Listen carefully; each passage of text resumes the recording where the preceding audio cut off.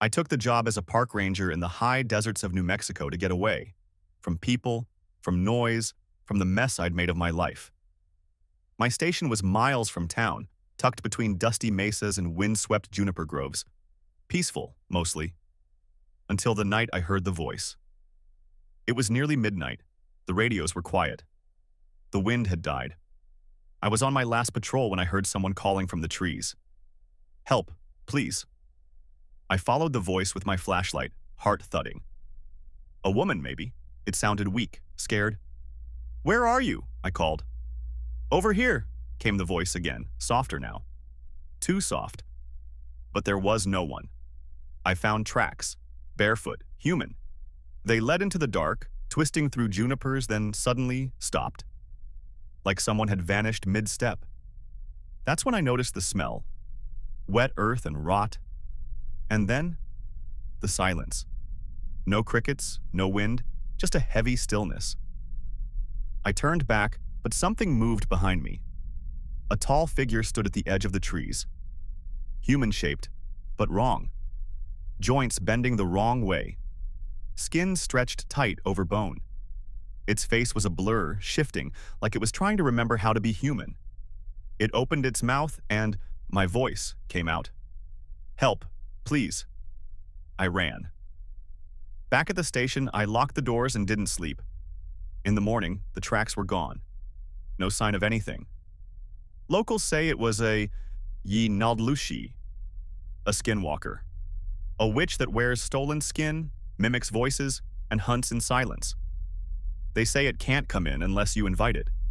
But last night, just before bed, I heard my mother's voice outside my window. She died 4 years ago. She whispered, "Honey, let me in." And my hand was already reaching for the latch. I didn't sleep that night. Even as the sun rose over the rust-colored cliffs, painting the desert gold, I stayed inside, gripping the shotgun we kept for mountain lions.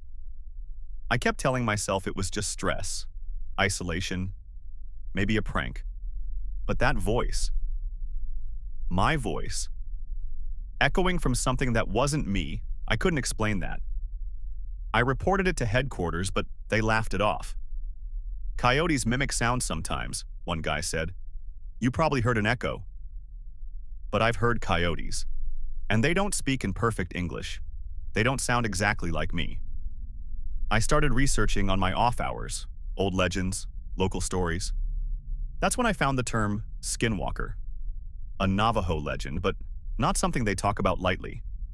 A witch who gains power through dark rituals, able to take the shape of animals or wear human skin. I learned they mimic voices to lure people into the wild, isolate them, confuse them, break them. The next night, the voice came back. But it wasn't just mine this time. I heard Sarah, my ex, crying, begging. "Please, you don't understand. I'm lost." She used to say that when her depression was bad. No one else would know that. I nearly opened the door again, but I didn't. I started hanging protective charms, cedar ash, salt lines. I don't even know if those work, but they made me feel less helpless. I stopped patrolling at night. I kept the lights on. 3 nights later, I heard scratching on the roof. Then something heavy landed on the porch. It paced back and forth for hours. Hooves, then hands, then something that sounded like claws. And every few minutes, it would press its face to the window, if you could call it a face. It changed each time. Sometimes my father, who died of a stroke last year. Sometimes a girl I barely remember from school. It knows things it shouldn't. Intimate things. Painful things. It whispered through the crack in the door, "Why didn't you save me?" I finally radioed for help. The signal went through, but all I got back was static. Then my voice coming back over the radio repeating, "I'm already inside." That was 3 days ago. I haven't left. I haven't slept. And just now, the radio crackled again. This time, it's me talking to headquarters. My voice is calm, confident. "Yeah, all good here," it says. "No issues. I'll check back in tomorrow." It's trying to replace me. And the worst part? There's a second shadow behind me now. But I'm alone in the room. I turned slowly toward the second shadow. There was no figure, just the shape of one, long and thin, stretching against the floor even though nothing stood there. And then, the air turned cold. So cold my breath came out in clouds, even in the desert heat. It whispered in my ear, but my ears didn't hear it. My bones did. Words I didn't know, but somehow understood. Give up the skin. I backed into the corner, shotgun trembling in my hands, but I knew it wouldn't help. You can't kill something that never died. I had one idea left. I lit the cedar ash, poured salt across the door, and recited the only Navajo words I found that might hold it back. Ye iwichi ta aji. Evil spirit, stay back. The shadow hissed, retreating, slowly, unwillingly, and the cold lifted. My name's Daniel Mason. I've been a park ranger in Glacier Ridge National Forest for 11 years. Spent most of it patrolling trails, rescuing lost hikers, clearing fallen trees, normal ranger stuff. But this last assignment? It's the kind of thing that doesn't go in the reports. 3 weeks ago, I got sent to a decommissioned ranger station deep in the north sector. No road access, only reachable by ATV or a full day's hike. My job was to do a condition check, see if the old lookout tower and supply cabins were salvageable for the upcoming fire season. No big deal. I'd done this before. I loaded up my gear, radioed in, and headed out. It was a bright, clear morning. The air smelled like pine and old snow melt. For the first 2 days, everything was fine. Peaceful, even. Then came the third night. It started with the silence. Out here, the forest is never quiet. Even at night, there's the rustle of animals, wind through the needles, owls, insects. But around midnight, everything went dead. No wind, no night calls, just stillness. Then came the knocking. It was soft, deliberate. At the base of the lookout tower. 3 knocks. Pause. 3 more. I turned on my lantern and leaned out over the railing, shining my light down. Nothing. Just trees and fog rolling in. I figured it was an animal. Maybe a bear rubbing against the support beams. But the next night, it happened again. 3 knocks. Pause. 3 more. And this time, it was followed by a voice. "Ranger," it rasped. "You forgot to check the basement." There's no basement in the tower. I didn't sleep that night.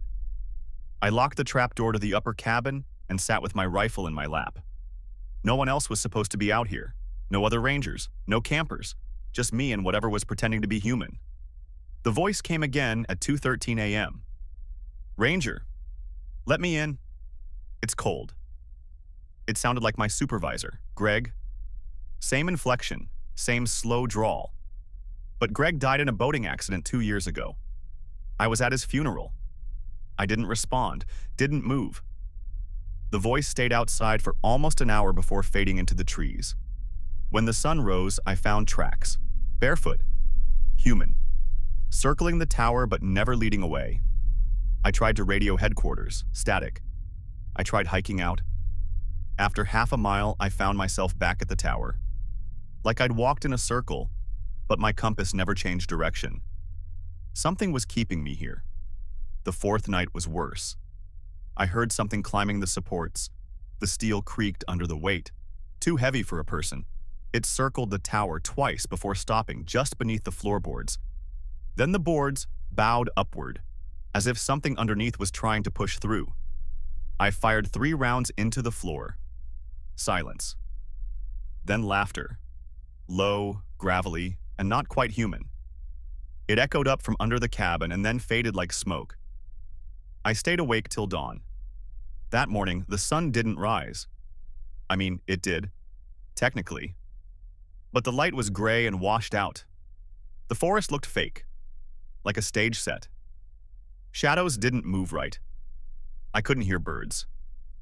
I packed my gear, climbed down, and started walking again. Didn't care where, just away. But every path bent back toward the tower, no matter how far I went. On the 7th day, the tower was different, taller. The steps stretched higher into the fog, and the cabin at the top looked new, clean, unused. like no one had ever been inside. The door was open. I climbed it. I don't know why. Maybe I was tired. Maybe it was something else, pulling me, daring me. Inside was a table with 3 items. A lantern, lit but with no fuel. A black notebook. A cracked mirror. I opened the notebook. One phrase repeated over and over. Do not look outside during the quiet hours. I looked at the mirror. It showed the forest, but not me. Just the tower, surrounded by shadows. Dozens of them. Crawling, shifting, standing at the edge of the trees, staring up. I dropped the mirror. It didn't shatter. Just melted. Then I heard it again, behind me. Ranger. It was my own voice. I turned, and there I was.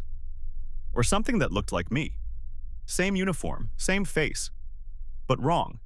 Its eyes were empty, hollow. Its mouth didn't move when it spoke. Time to change shifts. It lunged. I ran. I don't remember getting back down the steps. I don't remember the hike. But I woke up 3 miles from the southern station, face down in the mud, dehydrated, covered in blood that wasn't mine. They found me and took me to the hospital. I didn't say much, just claimed I got lost. Heat stroke, delirium, but I know what I saw. They tried to send a team back to that sector. The trail was gone. The tower isn't on any map anymore. They think I lost it. PTSD, they say. But some nights, just before sleep, I hear knocking at my window, always followed by a whisper. Time to change shifts. And last night, my radio turned on. No static, just my voice saying, I'm already inside. They don't send new guys to North Point. You have to earn it. 3 miles off trail, up past Devil's Spine Ridge, you'll find mile marker 18, a rusted metal signpost driven deep into stone. Beyond that, nothing. Just a narrow trail that disappears into fog, no trail markers, no coverage, no exit. I was stationed there for 7 nights. It was meant to be routine. Check the old Firewatch tower, verify wildlife activity, replace some cameras. I signed the papers, took the keys, and hiked in. The air changed when I passed mile marker 18. Not colder, just still. Thick, like sound didn't carry right. My breathing sounded wrong in my own ears. The tower itself was old but intact. 60 feet high, creaky wooden frame with a single lantern and a cot. No power, no radio signal. The nearest contact point was a trailhead hour south. I kept a journal. Thought I'd need it for reports. The first 2 days were quiet. A few elk wandered nearby. Coyotes howled at night, but nothing strange. Then came day 3. I found a note nailed to the inside of the tower door. Yellowed, old, written in shaky block letters, "Don't look at the trees after dark." I thought it was a joke left by a bored ranger. Still, I followed it. That night, I kept my eyes on the sky, but I heard things, branches cracking, soft thumps like something heavy moving between the trunks. Once I swear I heard breathing right beneath the tower, deep, rhythmic. Day 4, I found a set of muddy footprints circling the base of the tower. Bare feet. Human. But no trail leading in or out. I set up a trail cam. Day 5, the camera was gone. Just the strap left hanging from a branch. That night, I broke. I looked. I saw them. The trees weren't trees anymore. There were shapes between them, tall, still, too symmetrical, like silhouettes cut from bark. I counted 5. They didn't move, but I could feel their heads turn as I watched, like the dark itself was watching me back. I shut the window, locked the hatch. Didn't sleep. Day 6, I packed to leave early. Didn't care about the report, didn't care about protocol. The forest didn't feel empty anymore. It felt occupied. But when I started down the trail, something had changed. Mile marker 18 was gone. So was the trail. I circled for hours trying to find any landmark. The ridge, the riverbed. Nothing looked right. The woods folded in on themselves like a maze that didn't want me to leave. Worse, the forest had grown quiet. Too quiet. I made camp near a clearing. That night, I heard whispering. Not words, just movement, rustling breath, circling the tent. I held my knife and didn't breathe. When I opened the tent at dawn, there were handprints all over the fabric, hundreds of them, long fingers, palm too wide, no footprints, just the marks. I ran. I didn't know where, just away. Sometime around midday, I found it again. The tower, back in the same place as if it had never moved. But something was off. The wood looked new. The nameplate on the door was different. It read, Ranger C. Mitchell, duty start May 1st. That's my name. That's my handwriting. But it was April 28th. I unlocked the door with my key. Inside, everything was exactly as I'd left it, except the journal on the table. The pages were filled, front to back, my writing, but I hadn't written them. The final entry read, I should have stayed inside. I should have listened to the sign. They wear the woods like a coat. They mimic what they eat. I saw myself walking away from the tower today. It smiled at me. Then came a postscript. Leave now, and it takes your voice. Stay, and it takes your skin. I don't know how I got back. I blacked out. Woke up on the ranger station steps 3 days later, dehydrated, shaking. They say I wandered back barefoot, eyes open, not speaking. They say I haven't been the same since. I still patrol. They won't reassign me. I don't ask anymore. But sometimes I'll see movement near the edge of the trees, and once during my night shift, I passed mile marker 18 on patrol. The sign was back, freshly painted. Underneath it, in black marker, someone had scrawled, Welcome back, Ranger Mitchell. And just beyond it, in the tree line, I saw someone waving at me. Same uniform, same building, same face. And when I blinked, there were 5 of them, each one smiling too wide, each one waving in perfect unison. One stepped forward and mouthed a word I couldn't hear, but I knew what it was. Stay.